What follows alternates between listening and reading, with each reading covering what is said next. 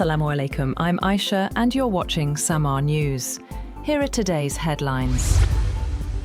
The United Arab Emirates says it intercepted multiple missiles and drones launched from Iran, triggering air defense operations and emergency alerts across the country. Officials say 3 missiles were shot down while a separate drone strike caused a fire at an oil facility in Fujairah.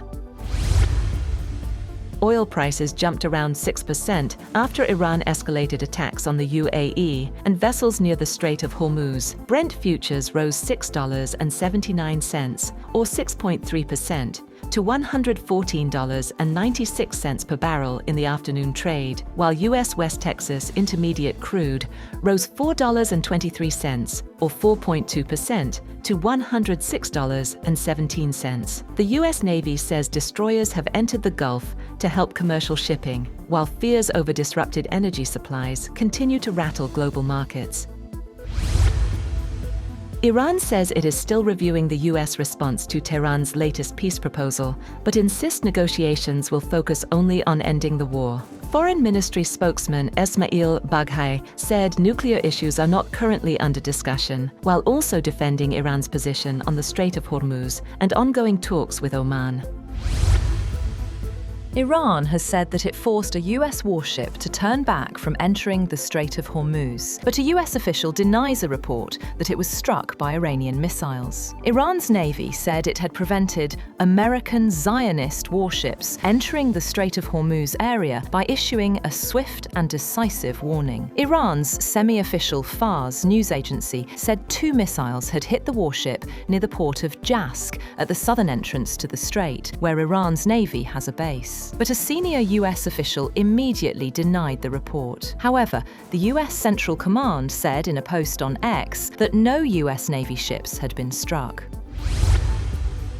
Iran's military has warned US forces not to enter the Strait of Hormuz after President Donald Trump said Washington will begin helping ships stranded in the Gulf due to the US-Israeli war on Iran. The unified command of Iran's armed forces said US forces should stay away from the Strait of Hormuz. In a statement, the command warned that its forces would respond harshly to any threat and told commercial ships and oil tankers not to move without coordination with Iran's military. Ali Abdullahi, head of the Unified Command, said Iran has repeatedly said the security of the Strait of Hormuz is in its hands and the safe passage of vessels needs to be coordinated with the armed forces.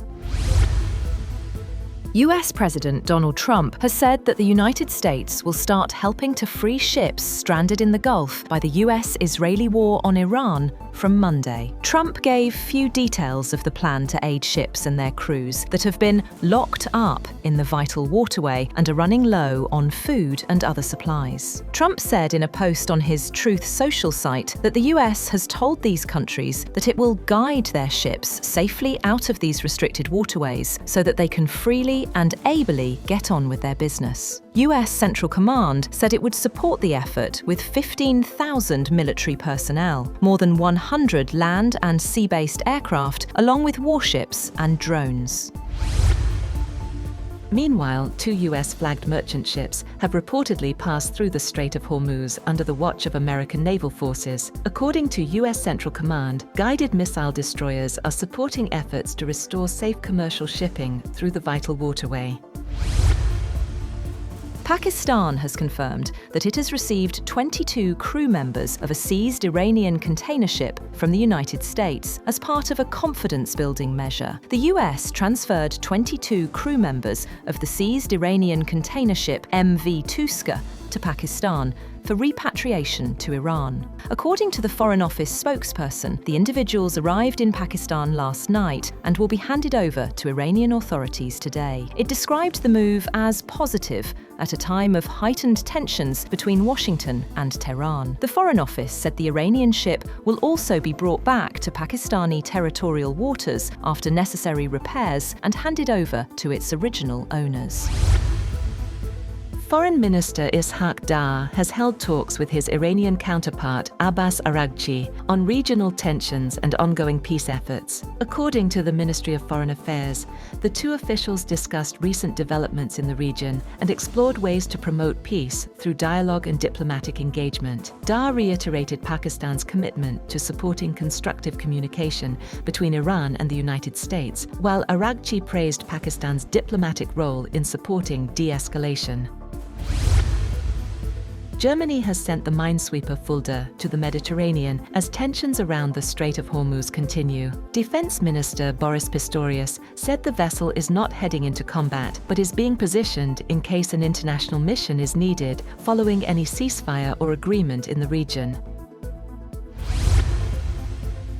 The United Arab Emirates has left the Organisation of Arab Petroleum Exporting Countries, an alliance that does not set production policies for its members. A statement from the intergovernmental organisation follows UAE's surprise announcement on April 28th of its departure from the OPEC and OPEC Plus producer groups to prioritise boosting its own output.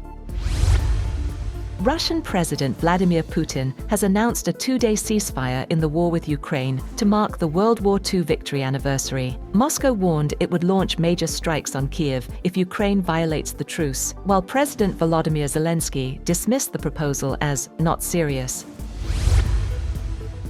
At least 10 people have been taken to hospitals following a shooting at a party at a lake near Oklahoma City. A police spokesperson for Edmond, Oklahoma, Emily Ward, said authorities received multiple reports of shots being fired at a gathering of young people near Arcadia Lake. Ward also told the news agency that in addition to the 10 people taken to hospitals, more may have driven themselves, adding that victims were in various conditions. And at least 3 people have died, and several others have fallen ill in a suspected hantavirus outbreak aboard a cruise ship stranded off Cape Verde. Around 150 passengers remain confined to the vessel as health officials prepare evacuations and investigate the source of the virus. That's all for now. For more updates, visit www.samaa.tv. Thank you for watching Samaa News.